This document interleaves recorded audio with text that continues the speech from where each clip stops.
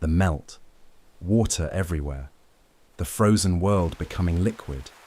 The paths are rivers, the hollows are ponds. The birches bud, pale green points on every branch.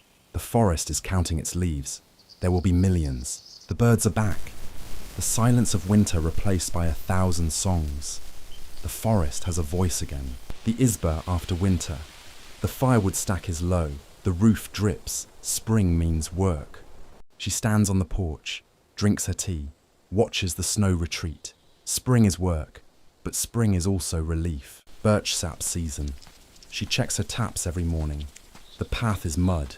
Her boots know the way. Birch sap, clear as water, sweet as spring.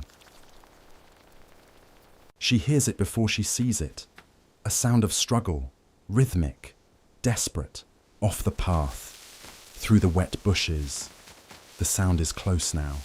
Something thrashing, a clearing, old rope, fishing net, abandoned, and in the middle, a bear cub. Something caught in old rope. Pulling only makes it worse. He has been here for hours. He is exhausted. The struggling has used all his energy. He lies in the cold mud and pants. The first question, where is the mother? A mother bear with a trapped cub is the most dangerous animal in the taiga. She listens. Her knife. Her husband sharpened it every Sunday. She kept the habit. The blade is ready. The first strand parts. The cub flinches, then stills. The leg moves slightly. She backs away, gives him room. He needs space to understand what has changed. His leg moves. No resistance, no tightening, no pain. He moves it again. He stands, tests the leg. Wobbly, stiff, but it holds. He is standing on 4 legs for the first time in hours. She collects every strand, every piece of net. It will not trap another animal. She will burn it. He watches her clean up. He doesn't leave. He doesn't approach. He watches. The bear cub injured its paw. She applies the herbs. He flinches but stays. The calendula will reduce the swelling, prevent infection. Done. The leg is treated. The rope is gone. The cub is free. Now the question, what does he do? He walks, circles the clearing. The limp is almost gone. The leg works. He is remembering what it is to move freely. His nose works the air. Spring, mud, water, pine, the forest's scent map. He knows this. This is home. He looks at the forest. The clearing is not his home. The trees are. He is deciding. He turns, walks toward the trees. No hesitation. The wild is where he belongs. He knows it. He goes back to the forest. She watches until the green takes him. One look back, through the leaves. Then the forest takes him. He is gone. She collects the sap, the routine. A bear cub rescued between one tree and the next. Life in the taiga. The afternoon warms. The snow patches shrink. The taiga is waking faster now. Spring accelerates. So does everything in it. She burns the rope, watches it curl and blacken. One less trap in the forest. One more animal alive. The cub in the forest, walking. The limp gone, the leg free, the rope a memory. The forest takes him back. He drinks. Clean water.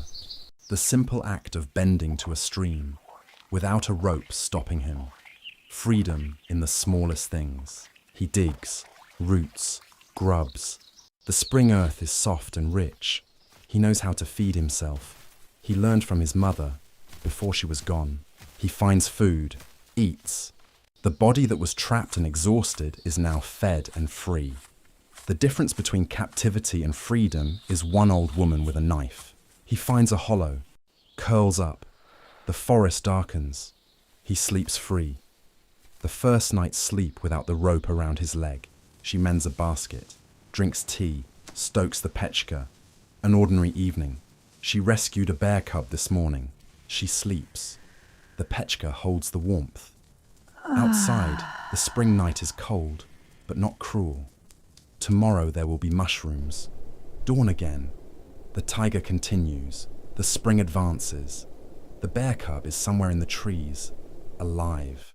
He wakes, stretches. The leg is fine. The night was safe. The forest is his again. He explores. The spring forest is full of discoveries. Under every log, behind every bush. The world is enormous, and he is small. He climbs. Bear cubs climb. It is safety. It is practice. It is joy. From the tree, the world is different. He can see far.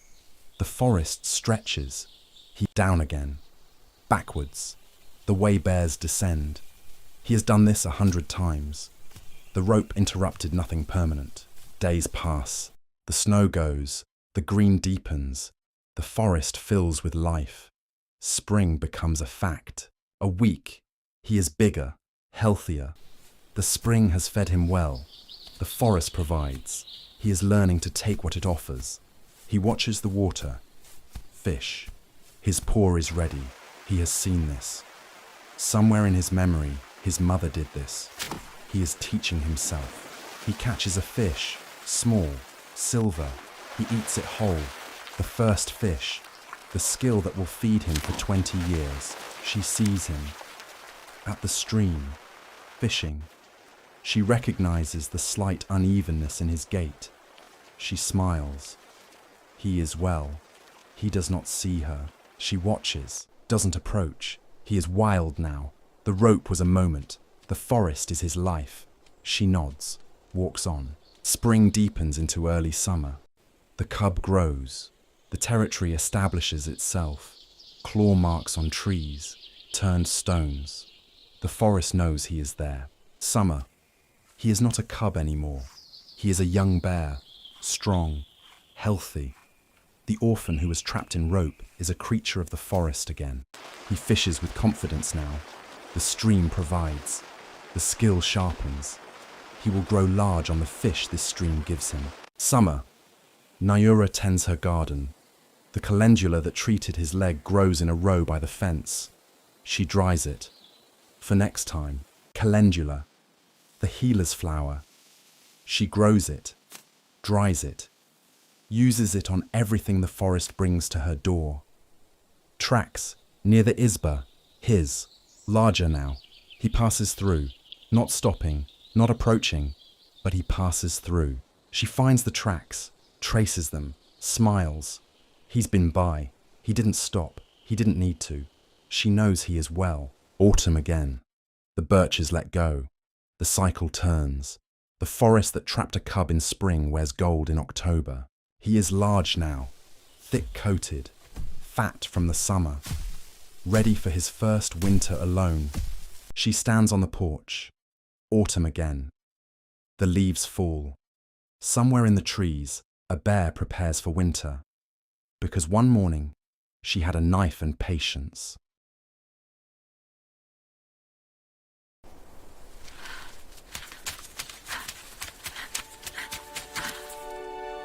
On a freezing winter morning, a fisherman discovered something that would change his day forever. He was heading out for a routine fishing trip when he saw something unusual on the ice.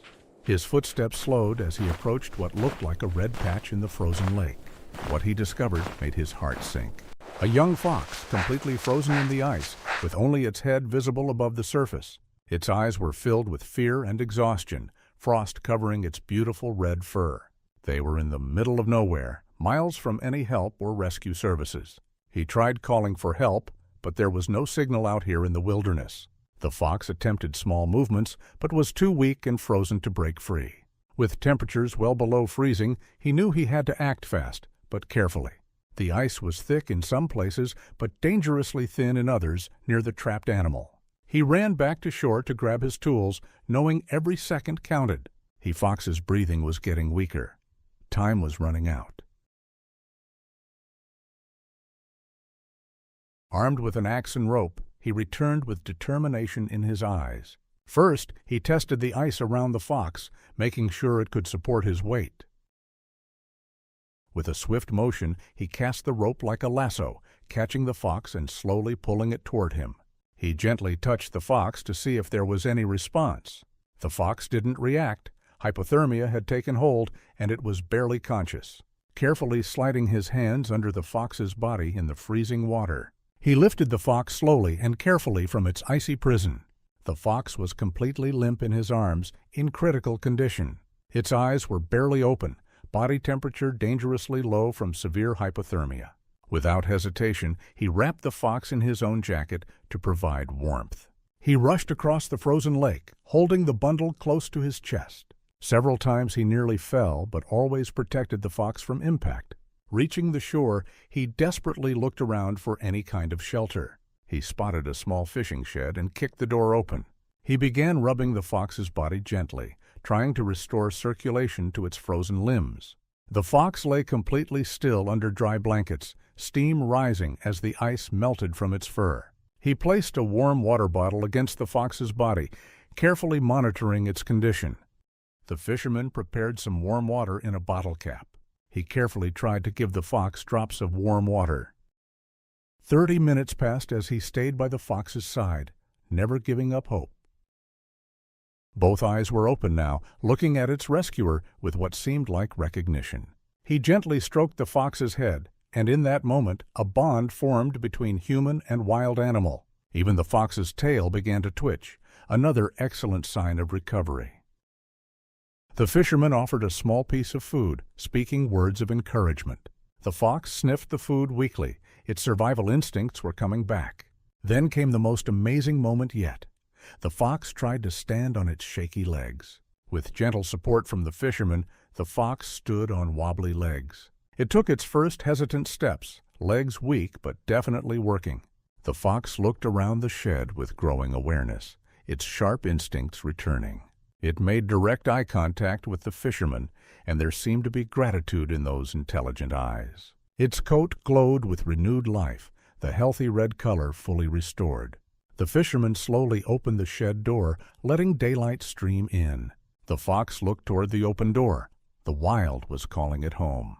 It took steps toward the opening, gaining confidence with each movement.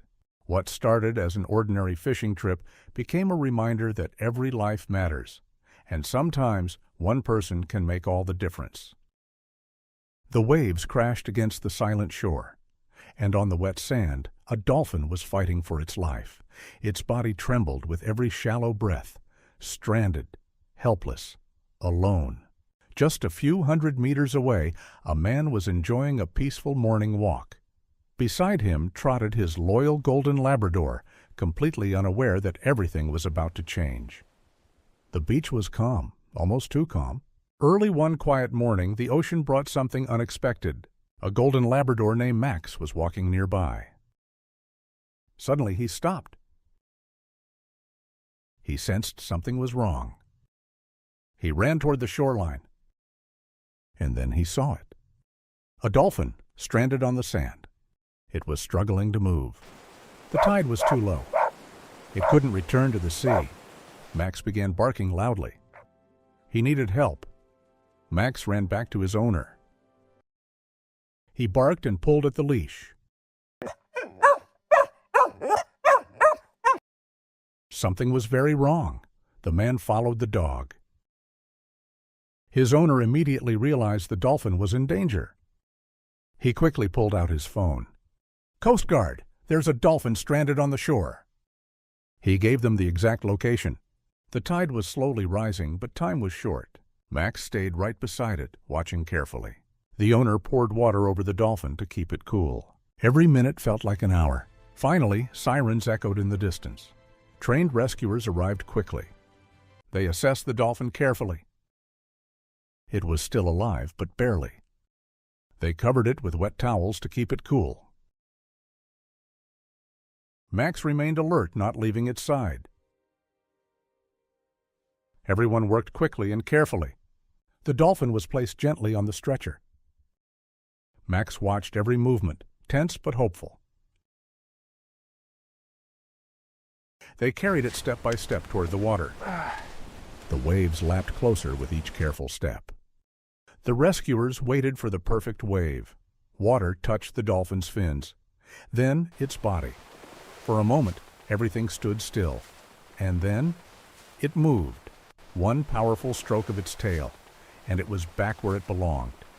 1 year later, on that very same beach, the man and his loyal dog returned. Max suddenly stood up. He stared at the horizon. something was moving in the water.